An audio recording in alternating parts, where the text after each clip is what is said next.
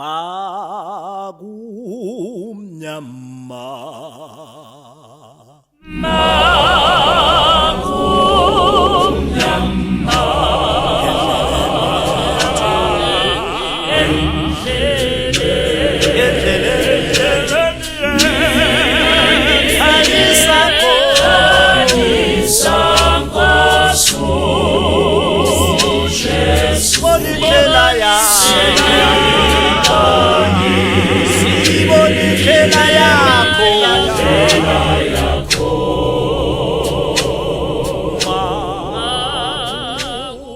ngithatha lithuba lokuthi ngicele hlala wethu ubaba wethu upresident baba wethu babuthusi noma sazi ukuthi akekho kahle emoyeni nasenyameni bazalwane kodwa siyacela ukuthi eze ngaphambili azomukela abazalwane ukuze sizokwazi ukuqhubeka nohlelo lwethu sesikhululekile bazalwane ubaba wethu umengameli ubaba wethu babuthusi sicela ukuze kuye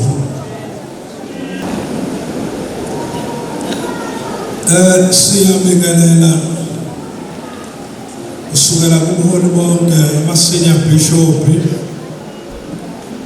amabhishophi onke baba wethu babu-trustee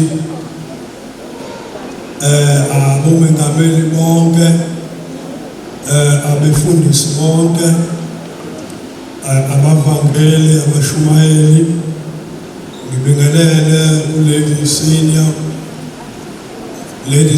mtshali namalady senior abanakhona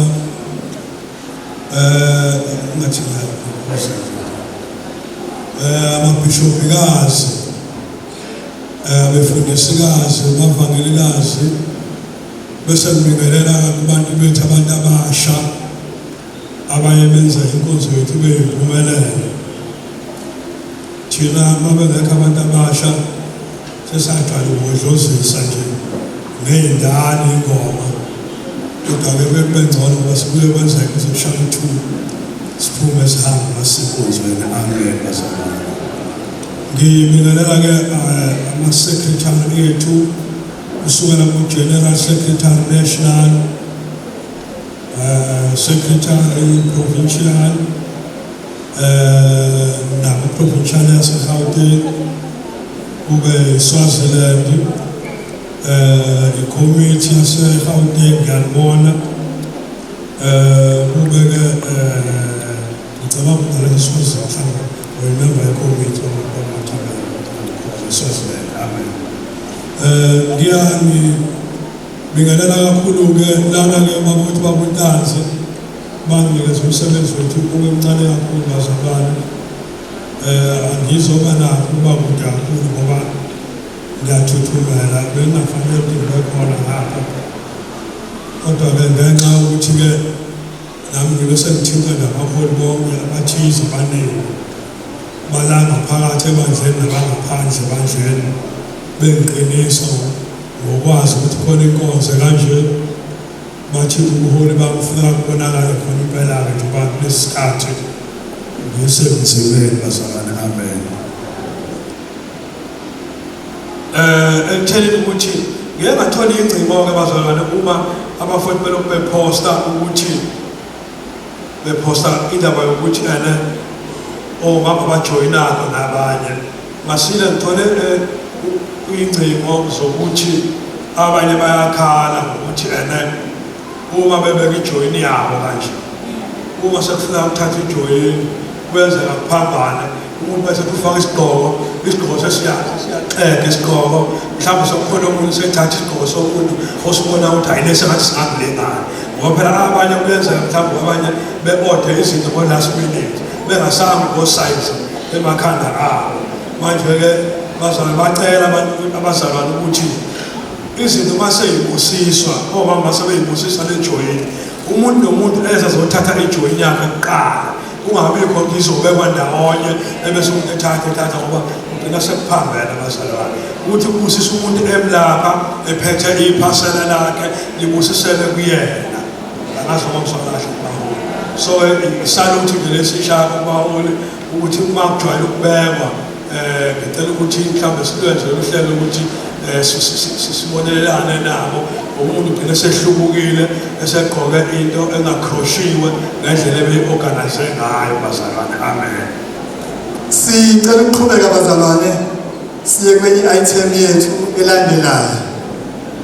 Besicelile-ke njengokusho kukaSihlalo, siyabonga Sihlalo, nami ngikudedele nje ibanga elide ngoba ngihlonipha wena. Ngicela bazalwane ukuthi singene ngoba senzele ukuthi singaye emuva siye phambili. Ngicela ukuthi singene nje enkonzweni yokuthi omama begqoke ukuze noma abaholi beqhubeka nenkonzo baqhubeke sebe-right omama bethu kufanele bagqoke ijoyini. Ngiyacela ke bazalwane ukuthi njengoba ngichaza baba wethu ukuthi umama nomama akabambe ijoyini yakhe bese kwenziwa uhlelo lokuthi-ke bebusisele ijoyini yabo bese kusho ukuthi izobusiswa isezandleni zikamzalwane lo ogqokayo bese umama wethu le party besi-allocate-ele uleli arch. So uleli arch wethu akekho bazalwane sasesishintsha ngoba njengoba kadesho babuthusi siyabuhlonipha kakhulu ubuholi bethu sesinikezela manje umama wethu uleli bishop umama wethu uMabuchonco ukuthi uyena ozosibambela leyo item nayo bazalwane sicela ukuthi ingabindi kakhulu ibe very short khona sizokwazi ukuthi kuseva isikhathi. Ningacula bazalwane bese kuthi labo abazothatha amajoyini wabo bawathathe bese bema ilayini la.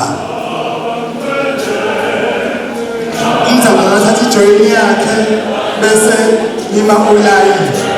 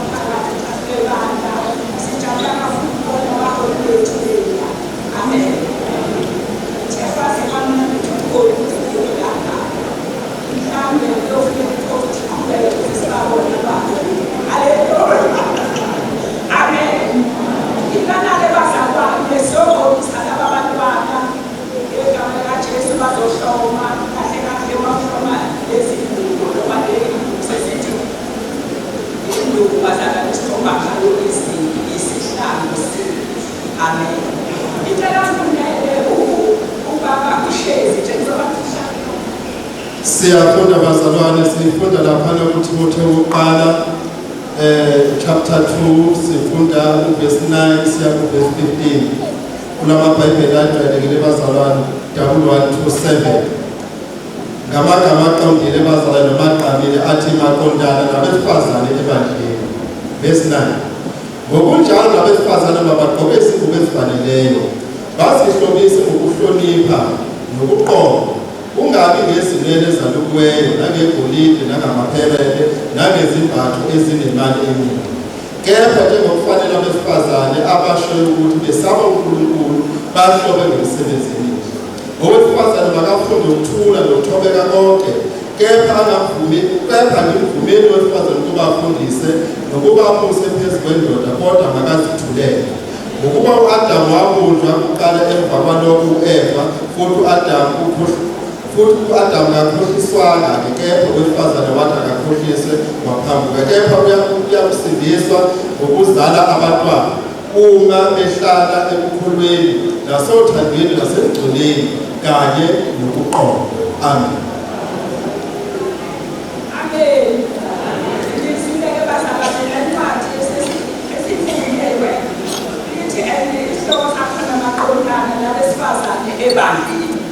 Amen bazalwane. Iyachaza iBhayibheli ukuthi abesifazane mabagqoke ngendlela efaneleyo. Kungabi ngezinwele lezi abazenza ezinde bazalwane. Bangabi abazalwane abaphaphile, kodwa kuba abazalwane abaphaphele. Amen bazalwane. Kakhulukazi nje ngithanda leli verse elithi maqhubeka lithi owesifazane makathobe endodeni. Lithi ngoba u-Adamu wakhe waqala akakhohliswanga, kodwa wakhohliswa u-Eva. Amen bazalwane. Kusho ukuthi-ke malithi u-Eva uyena wesifazane owatshela ubaba ukuthi naku ukuthi awufunde, kodwa yena wayekhohliswe inyongo. Amen bazalwane. Kubike nje nasekhaya uma ehleli ubaba nomama, mayethi ubaba 1 nathi umama 2 3. Amen bazalwane. Awakhiwa-ke kanjalo umuzingane zami, especially njengoba sesikhona. Kukhona ukuthi ubaba akhulume mhlambe kabi, kodwa wena mama uyehla. Uyathoba bese umtshela ukuthi baba awukhulumanga kahle la ngalokhu nangalokhu. Yana-ke bazalwane, asibe bazalwane abakholwayo, sibe omama abahloniphayo, sibe omama abathobileyo, singabi omama abaziwa kakhulu endabeni, omama abahlala kakhulu endabeni zomakhelwane. Amen bazalwane. Ngoba umama uthanda indaba engamdingi bazalwane. Ngoba umama ukhuluma into eqondene naye ngqo. Ngoba umama umxabanise ebandleni. Azothi umbona nje isibanibani lo mama unje ukhuluma iphutha bazalwane akunjani. Ngithi-ke nina bomama bakholwa ngisho umuntu esefike wakutshela wathi umbona nje umamthonto 1 2 3. Lingaka umbone wena usukulalela ngoba utshela uyena. Sibonele wena ngoba mhlawumbe utshela nje ngoba uyaqova uyaqabanisa. Singabantwana bakaNkulunkulu bazalwane, kuningi esakuyeka emhlabeni, sakuyeka ezweni engabe siyakwenza. Masihloma lezi ngubo bazalwane, mhloma ihlambi ikhatheni sokumelana nempi kaSathane. Ngoba uSathane uyathanda thina njengamakholwa ukusilinga nokusinyakazisa. Amen bazalwane. Nje uhlala ukhulume waqeda ngathi ngabe siyeza bazalwane, singafunda ukuthi mawukholwa kunezinto ongafanele iphume emlonyeni wakho. Amen bazalwane, ngiyabonga kakhulu hlomanisa ingubo zenu. Ngiyabingelela bomama bami, ngimthanda kakhulu. Inkosi imbusise nonke. Amen. Siyacabanga ukuthi sebengahamba omama bashintshe bese bebuya-ke ukuthi-ke umama uphila ngani ngelizwe.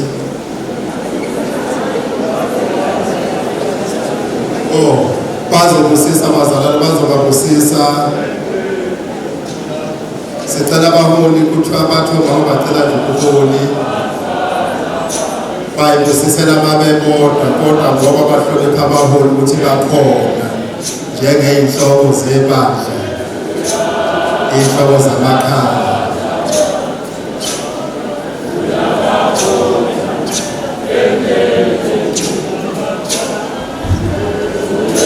Ngiyezwa njalo abantu abanye uma uqala namhlanje ukufaka ijoyini uzokhupha u-5 rand.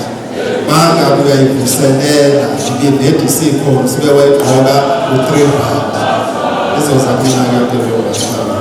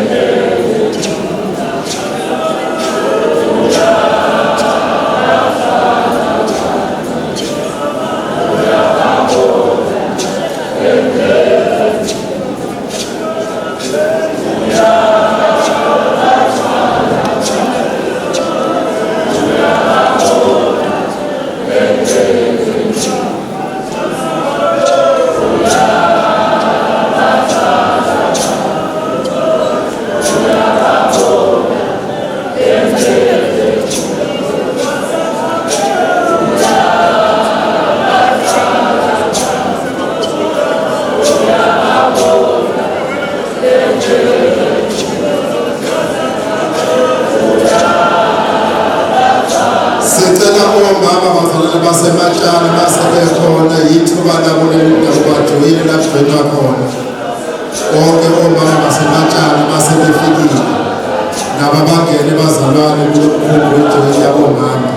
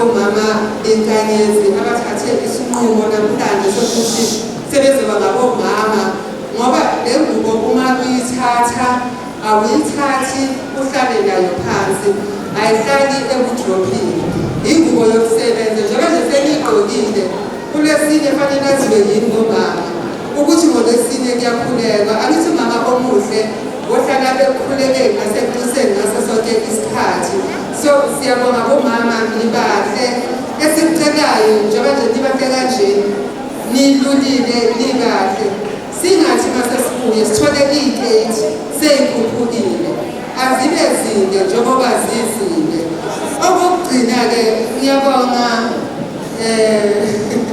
ngiyabonga ugqoke ngokuphelele isikhali siyiphathi ye-uniform yase-COVID isikhali komama fanele siphathele iyikhali uma ungasiphathanga ayiphelelanga uniform iyuniform yase-COVID so siyacela kakhulu abomama abagqokile inani labo bawu-33 siyabonga kakhulu asibashayeleni intombe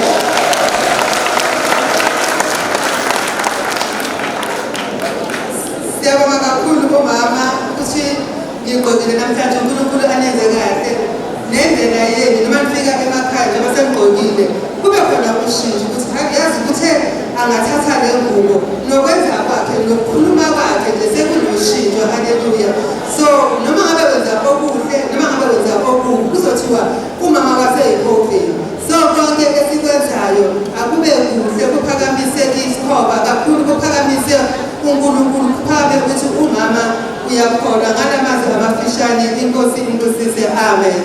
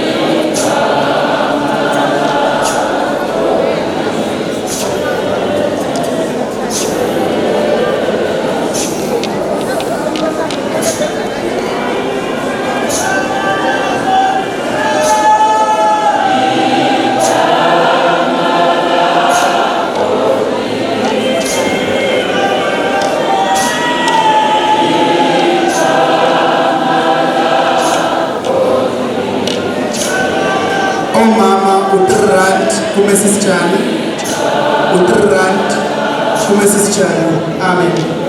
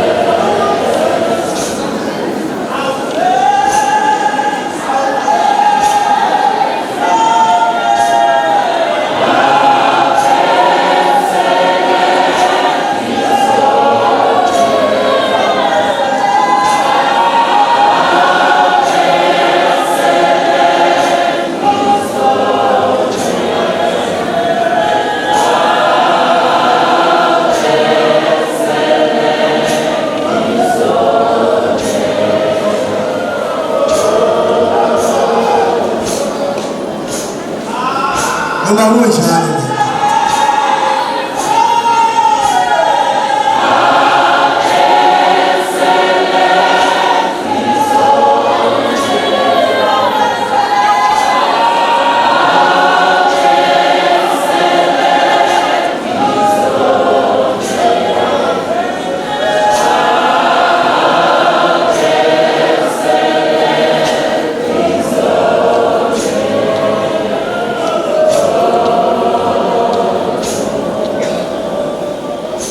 siyabonga bazalwane, siyabonga bomama bethu emsebenzini endlula kuwona, siyaqhubeka nohlelo bazalwane.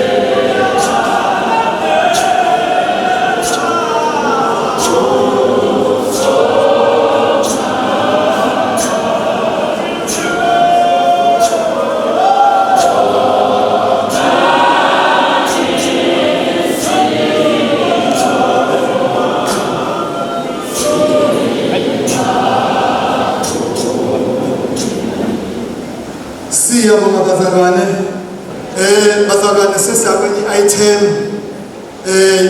esiyakuyona i-item yokugcoba. Amen. Before siye kulo item yokugcoba, ngicela urecognize kakhulu, ngithule kunina masini ukuthi phakathi kwethu sesinomfowethu wakacele obuya kwiphephandaba isolezwe kwingosi yezamabandla. Kusho ukuthi ke njobe phakathi kwethu uthe nje uzosibona ukuthi sikhonza kanjani, ukuze mangabe kukhona akuthathayo akwazi ukuthi akushicilele ephepheni ukutusa ukuthi ibandla leYEQuater ibandla elinomlando nonomnotho kakhulu ebandleni laseZayoni. Sishayeleni ihlobo. Kulomhlelo ke before sekho enkonzweni yokugcoba, bengicela ukusela ithuba ukuthi ngibize noma ngicele utrustee wethu abemfishane futhi naye uzosenzela bazalwane. Ngithi uke washo mama wethu ngapha wathi bekune COVID, besivalelekile, kukhona izinto eziningi, then ibandla laba nezinto ezintsha eziqhamukayo. Yingakho libona lokuhle ungaka nje kade ngikhuluma nje usenior, so sine office bearer yethu ekwi-national esicela ukuthi ke ubaba wethu utrustee ngenkulu inhlonipho sishaye nje encane nje bazalwane aphakama sithulele office bearer yethu national, ukuze bazalwane singabuzani ukuthi ubani lo wayana ubani. Amen. Bese siyangena ke enkonzweni yokugcoba. Nami ngizobe sengiyidedela ngoba fanele ukuthi bayiqhube leyo nkonzo.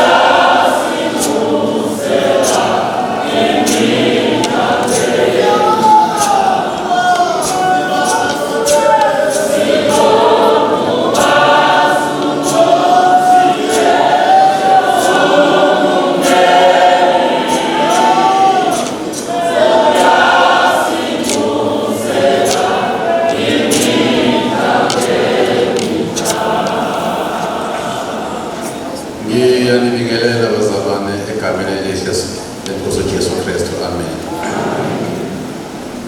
Ngithatha leli thuba ngenkulu inhlonipho nami ikakhulukazi amagama okugcina amfowethu osiphethele uhlelo umezogcizela nje kungabi mude. Ngiyaqinekisa ukuthi angezukuba mude bazalwane. Nalike izwe lahle lisebenze imithana esiningi lithi-ke othunyiwe akamkhulu kunobani kunomthumayo. Ngakho-ke nami ngiyakuhlonipha ugcobo lukamfowethu futhi-ke ngizokwenza kanjalo bathandwa bamfishane kakhulu. Kungayiphutha-ke nami sengimile bathandekayo njengendoda ethwebhume i-office bearer ebandla uma ngibingelele ngendlela ekuyiyona ukuthula esikhofeni bazalwane, ukuthula komnqeni, ukuthula kumandukulo, ukuthula nakumaphupho. Bazalwane ngiyabingelela ngendlela eyisimanga nami ngenkulu inhlonipho kunabaholi bethu abagcotshwa bakaNkulunkulu esinabo phakathi kwendlu yakithi esontweni. Ngiyathanda nami ukuthi ngiba-recognize ngendlela efanele. Kodwa-ke ngithanda lawo bamashinini omehlika kuliqiniso bazalwane ukuthi into enhle iyadinga ukurecognize-wa uma niyibona into enhle eyenzeka. Nami ngithe ngihleli lana ngabuka sisavula sisalungisa labazalwane ngabuka into enhle eyisimanga ebandleni lasesikhofeni. Lo masikhula-ke thina eSoweto bakuthiwa ukuthi i-grant ukuthi i-grant ukuthi lento yinhle. Namhlanje ngibona i-grant entrance ngamagama into abaholi bethu abangeniswe ngako bazalwane kungijobise kakhulu bazalwane. Kwase kuvuka izwi-ke uba Mthongo sakhuluma ngomelusi omuhle. Uma uzobuka incwadi kaJohn 10 isihloko eBhayibhelini esiZulu ethi vele umelusi omuhle.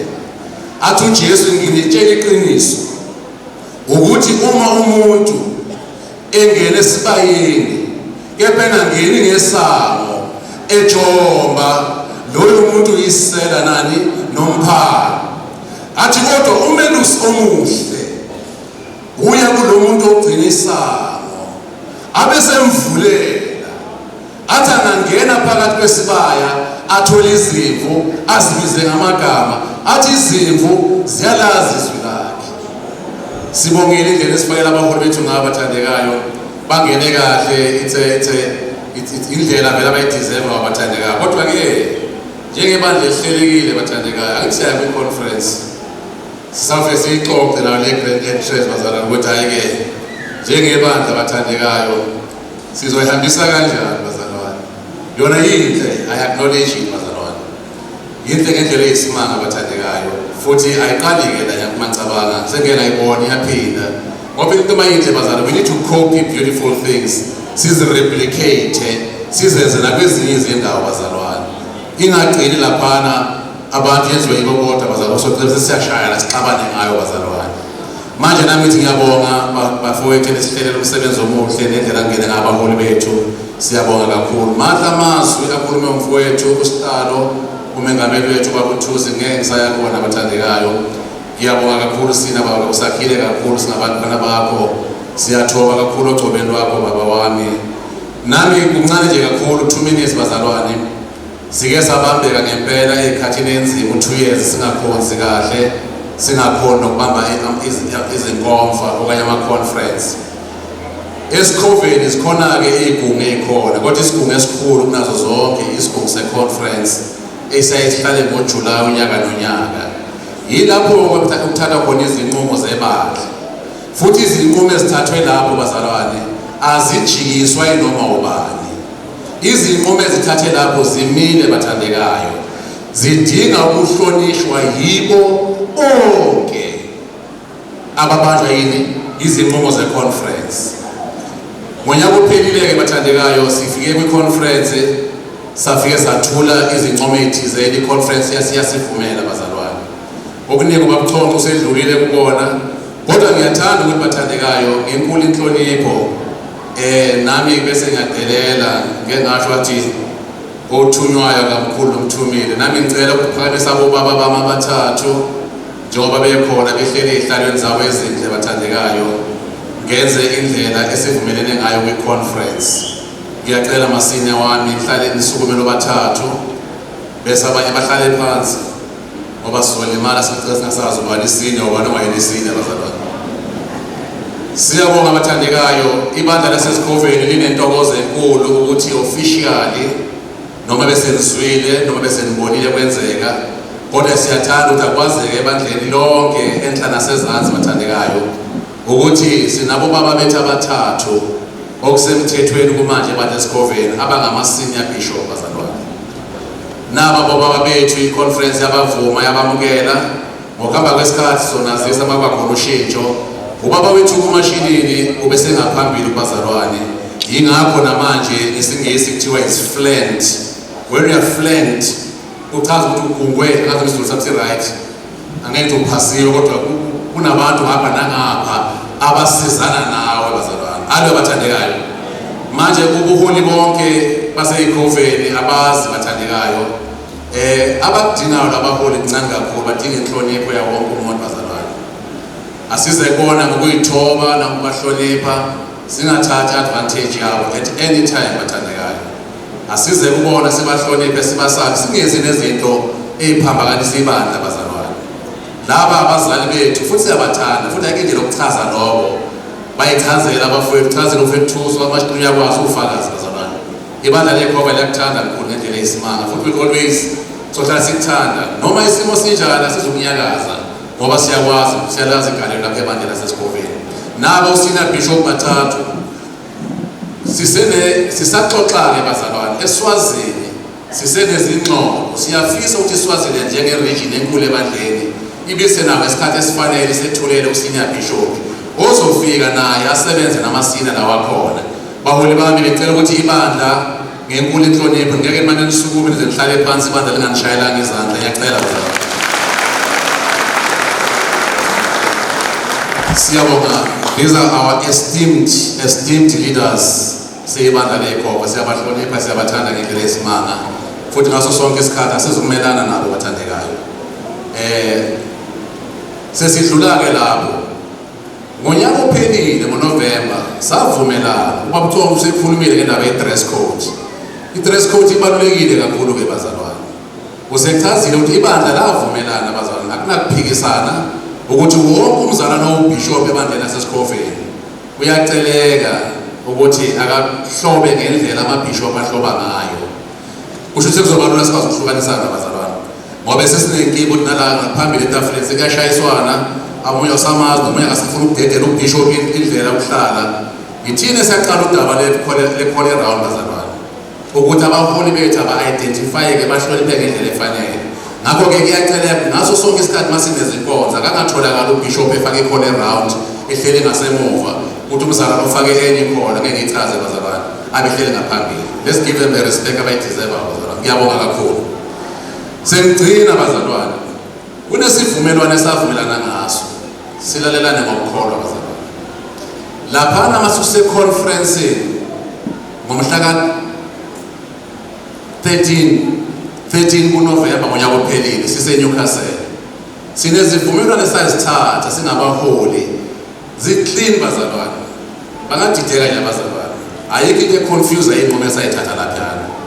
Inqumo ezathatha laphana zathi bazalwane njengoba singakhona ukuguda ngendlela esijwayele ngayo siyacela ukuthi akwenziwe lezi nkonzo ezinjengale namhlanje ukuze makuba khona inkonzo yephasika bese sesifaka abazalwane ababephoshozwe ngonyaka ka-2019 baze bakwazi ukugcwaliswa kulezi nkonzo lezi. It's a simple thing bazalwane. It's either wawuphoshoziwe ngo-2019 uzoguqa, there's no question. But if wawungaphoshoziwanga, don't even make umsindo ngento engekho bazalwane. Linda isikhathi esi-right, ngesikhathi masifisa esi-right, lento iyaqhubeka minyaka neminyaka bazalwane, uzolithola ithuba lakho. So-ke abazalwane baye-personalize lento le kanti it should not be bazalwane. It's a very simple thing, savumalana. Bese-ke kuzoba khona ukukhuluma kuzothi-ke kunabazalwane esibabonile nami ngimanani-ke nenikhonondayo ukuthi kukhona abakavelanga ngo-2019 kodwa sibabonile bona beqhubeka sinya kwenzeka kanjani iphunyukaphi la umthetho wasezikhoveni uthi bazalwane uma umuntu ibandla limkhethela isikhundla sobu-general secretary noma ngabe lo mzalwane ube yilunga lebandla uma ezothatha isikhundla udinga ukuthi aguqe immediately ahlonishwe ngesikhundla sani sobufundisi ngamanye amagama there's going to be an exception izothi noma ngabe umzalwane wayengaphoshozwanga ngo-2019 kodwa uma ngabe endleleni ibandla libe selimproposela ukuthi akathatha isikhundla sobugenerali uyaphoqa ubuholi ukuze bakwazi ukusebenza nomzalwane ukuthi lo mzalwane enzani akenziwe yini umfundisi kuleli thuba lamanje ngicela ukuphakamisa abafowethu abathathu sibe nohlelo kwesikhofeni sacela nami-conference onyaka ophelile sathi zonke izifunda sicela zihambe zisinikeza amagama abazalwane abazalwane ekuzobukwa kubona kutomula abazalwane abazohambisa ibandla umsebenzi webandla i-administration njengonobhala ngiyagcwalisa ukuthi ngempela izifunda zawathumela amagama abafowethu kwaziwa i-committee selection committee awabuka-ke ama-CV alabafowethu laba kuningi kwakubhekeka seniqhubeka ngachitha isikhathi bathathu-ke abazalwane ikomiti lebandla elagcina liphakamisa amagama abo base kuyavumeleka ukuthi labafowethu akube yibona onobhala bebandla kuye kube khona ku-general secretary umfowethu uNkosi akekho namhlanje ohambe isikhathi eside esebenza kanzima umfowethu uNkosi engasizwa umuntu kube sekhathele naye bazalwane 10 years ehamba yedwa sithe asimphumuze umfowethu emsebenzini omuhle wenzayo ngoba ibandla likhulu baningi onobhala phakathi kwenu bazalwane baningi o-general secretary phakathi kwenu kodwa-ke asivumelane ukuthi we can't all be o-general secretary. Fast forward bathathu abazalwane ibandla eligcine livumelana ngabo ukuthi bazoba onobhala bebandla. Ngicela lesikhathi ukubaphakamisa ibandla libazi yonke indawo bazalwane libahloniphe futhi bazalwane. Oqala ngoba phela sasenze into ehlelekile bazalwane. Owabe sedla umhlanganiso wabashaya emakhanda ngolwimi olujwayelekile bazalwane. Waba namavoti amaningi umfowethu uexcellent wakasheze ngicela ame la phambili bazalwane.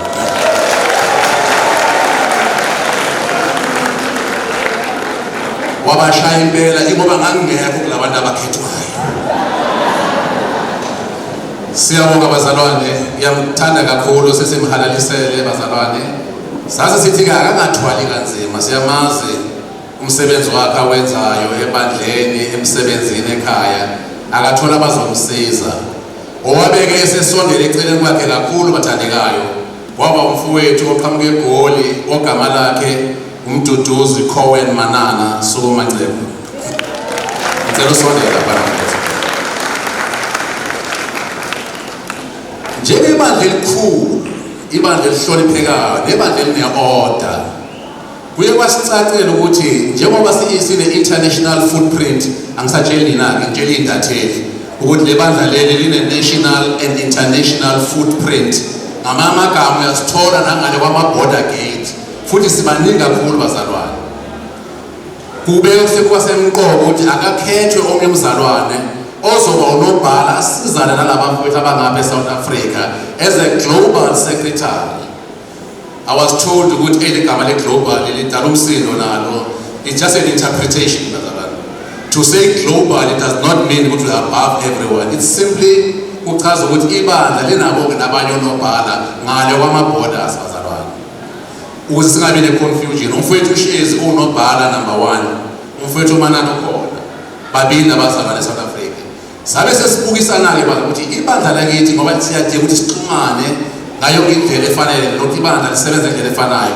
Ubani ibandla limbona engasiza ibandla ukuthi abe u-global secretary. Umfowethu unenhlanhla-ke wathola igama elihle ubhekwa kaMathabela umfundisi Suma mfundisi. Siyabonga bazalwane. Labafowethu-ke mangokucacise bazalwane. EZIKHOVENI awukaze ube umfundisi. Hey bazalwane. Ungeke kusithathe ikhundla sokufundisa ungenayo umsizi wakho ungaganiwe. uma ngabe khona abapirateayo kubalethe phambili siyalazi uhlelo bazalwane kodwa labafowethu laba sababona omama ukhona omunye ngimbulile kancane namhlanje hayi namanje ngiyabambezela ngabe sikaqedwa bazalwane ngabe sikaqedwa kuhle ngendlela eyisimanga bazalwane ngimthanda ngendlela eyisimanga labafowethu kunaba abafowethu bathandekayo uma ngabe kuvuka umbuzo uthi kwenzeke kanjani umfowethu uManana for an example yes siyavuma senior uManana wayengaphoshozwanga ngo-2019 kulabo umfundisi kodwa ngoba ibandla lambona kufanele kuba usecretary labe selenza ukulungiswa lam-fast track ukuthi akaguqe agcwalisele esikhundleni sokufundisa ukuze akwazi ukusebenza bazalwane. So this explanation ngiyicacise bazalwane kodwa ke ningasathi ufisi livuliwe uma ngabe kunembuzo futhi incazelo labafowethu bathatha indawo yabo njengoba sikhona namhlanje bathandekayo abahlonipheke baziwe ithi ibandla lonke leYEQuater nabo abafowethu esinabo. Ngiyabonga ucela bashayele izandla bazalwane. Njengebandla elikhulayo elihle ushilo sine uncomile lihle kuhleke ibandla malikhula lidlondlobala liya yonke indawo kodwa idiscipline engasali ngaphandle bazalwane. Asizi kube ibandla lolutho uma singenamthetho bazalwane. Asingakhohlisani we need discipline ebandleni. Yingakho ke i-conference yabe isivuma ukuthi akube khona abazalwane ukusungula i-ofisi le discipline ebandleni leYEQuater. Ukhona ke ubaba wethu namhlanje owakhethwa umhlangano wonke conference esifundeni sase KZN esikhumbuzana sikhethekwini sise KZN lenkonzo namhlanje ye-region yonke yase KZN bazalwane. I-KZN emhlanganweni yabe sisitomulela ubaba wethu sesithi uMenkhuza nazo ukuthi ugcotshiwe kufana ubhoko nobhala uMenkhuza ufuna nazo ugcotshiwe ubaba wethu umengameli uNzuza ngicela usukume mkhulu. Haleluya bazalwane. Siyabonga mshazi siyabonga. Kuna khona abanye abathathu asebenzisana nabo eofisini. Ngiphakamisa yena yedwa namhlanje hayi ngoba emeyedwa bakhona abasebenzisana nabo. Ngiseceleni nje kwabo ukubheka ukuthi bahambisa kahle nabazalwane. Kodwa bakhona abanye ababili omunye ubishop nomunye futhi omunye umfundisi abakule office leyo. Yiloko ebithi mamudlulise mfethu Ntanzi izinguquko ezibe khona. Kodwa ke ibandla siyalithanda bazalwane futhi siyathandana kakhulu futhi singayeki ukuthandana bazalwane. Ekugcineni abaholi bethu basithulela bona nabo nobhala asibanike yonke inhlonipho ebafanele bathandekayo. Inkosi yombuso inibusise amen. Ngicela bazalwane sishaye kakhulu utrust wethu ihlo. Siyabonga bazalwane. Ngicabanga ukuthi ke manje sesiya enkonzweni yokugcoba engicela ukuthi officially nginikeze ubaba wethu uSG wethu ubaba wethu uSgananda uShezi ayicontrole ukuthi izohamba kanjani bese siyaqhubeka bazalwane nakhona ngenxa yesikhathi bengifisa ukuthi konke sizokwenza sizame nje ukuphuthuma indaba yesikhathi bazalwane konke nje sikwenze nje kahle ngesikhathi sicela nje idot nje incane bazalwane bayi ukusalungiseka ngapha.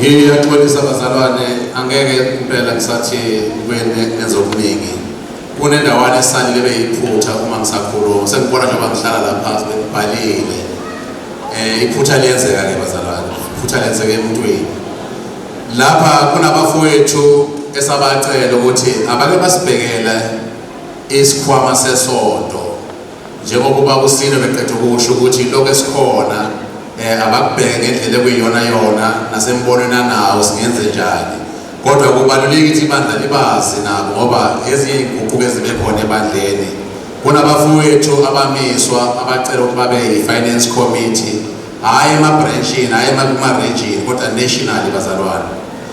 Oqala-ke bazalwane, ngicela ungabasho abangekho, kodwa ukhona umfowethu ongekho namhlanje, uBishop oseMpumalanga, ukhona umfowethu osesiwazini, umengameli akekho la.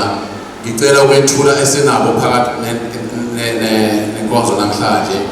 Sinobaba wethu uBishop Sishane. Baba wami ngicela usukume lapho khona, ungahlali phansi. Ngenze ukuthi makulahleke imali zesonto nazi ngizibuza bazalwane. Owesibili esinaye bazalwane, una eceleni kwami, angazi nguyathinteka ukuthi ngamphakamise, phakama ngco. Phakama ngco. Omunye wesibili bazalwane.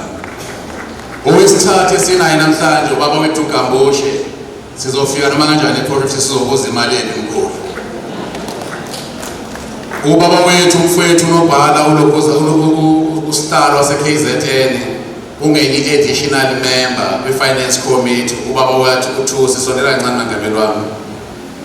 Naba bazalwane kufuna makabe kwenzakalani bazalwane ngoba imali ziyimali bazalwane. Sizobuza kubona. Kodwa ke ngicela ibandla njengoba sibesamele sibamukele njengenhlonipho njengabanye abazalwane. Siyabonga kakhulu. Ngiyabonga. Bye.